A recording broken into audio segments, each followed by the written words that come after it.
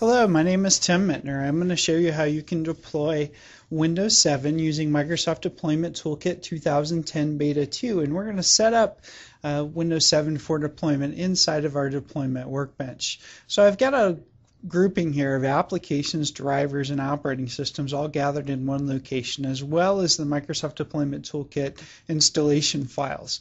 So we're going to go ahead and kick off the installation for Microsoft Deployment Toolkit. It's a simple wizard installation.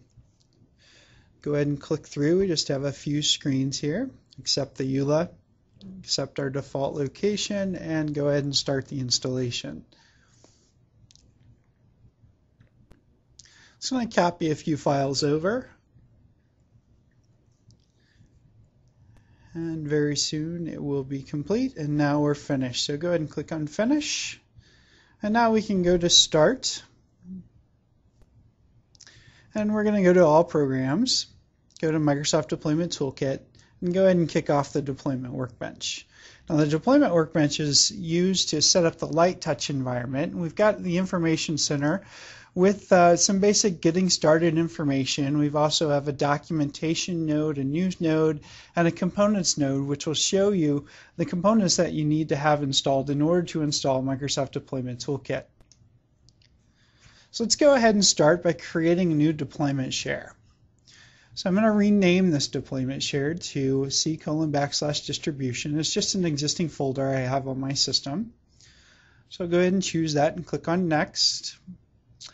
I'm going to leave the default share name of distribution $. Leave the default descriptive name. And go ahead and leave these defaults in place as well.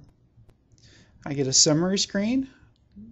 You can see some information here. Now, one of the items that we've added into Microsoft Deployment Toolkit 2010 Beta 2 is PowerShell support. So at any time, at any command you run in the workbench, we have a view script, which you can now see the commands that we run in the back end in PowerShell in order to perform the same action. So now that I have my deployment share, this is where I add in my applications, operating systems, my drivers, my OS packages, and finally my task sequence. So let's go ahead and import an operating system. Before we do that, let's go ahead and create a folder to put that operating system in. So I'm going to create a simple folder here called OS source files. And in there I'm going to put my source files for my Windows 7 deployment. Go ahead and click on Finish. You can see the folder I've created, and now I'm going to go ahead and import that operating system. So I'm going to choose a full set of source files. Go ahead and browse to my source directory.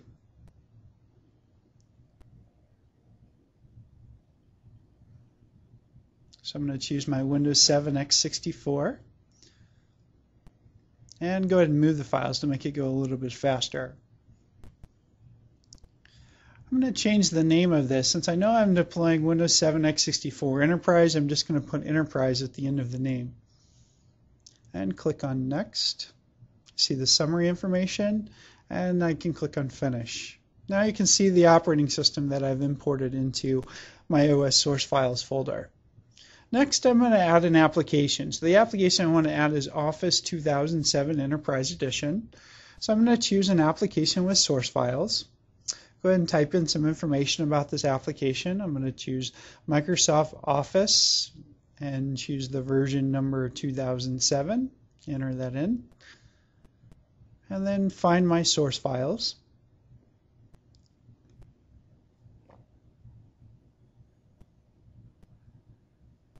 And again, I'm going to tell it to move the files to make it faster.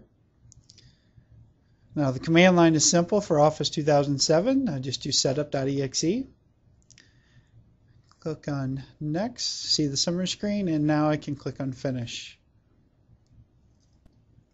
So you can see that I've imported Office 2007 into my deployment workbench with the silent installation switch. Now I'm going to add some drivers. So I'm going to set this up for my particular model of machine, which is a Dell E6400 computer. And I've got all those drivers gathered together. So I'm going to choose that folder, click on OK, and go ahead and click on Next. and it's going to start the process of importing the drivers on my system. Now I've edited out for time so that it doesn't take quite as long, but you can see as it's importing this in, and now they're all imported into the system. So now I click on Finish, and if I click on Out-of-Box Drivers, you can see all of the drivers that I've now imported for that particular model of computer. So now we're going to add some language packs. It's a common thing in international organizations today. So I'm going to go ahead and add in 2 language packs. I'm going to add in language packs for German and for Spanish. Choose my folder that contains my language packs and have my installation process, and now that is complete.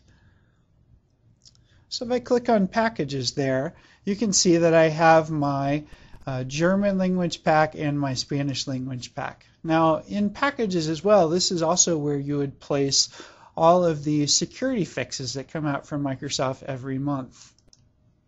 So now that I've got all that together, I need to tie that together with a task sequence. So let's go ahead and create a new task sequence.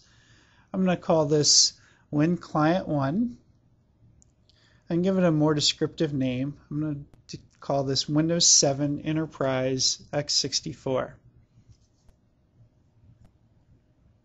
And click on Next. I'm going to choose my standard client task sequence. Now I need to choose the operating system that I imported earlier. So I'll choose my Windows 7 Enterprise.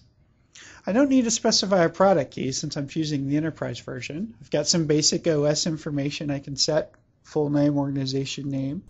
Now I need to set the local administrator password.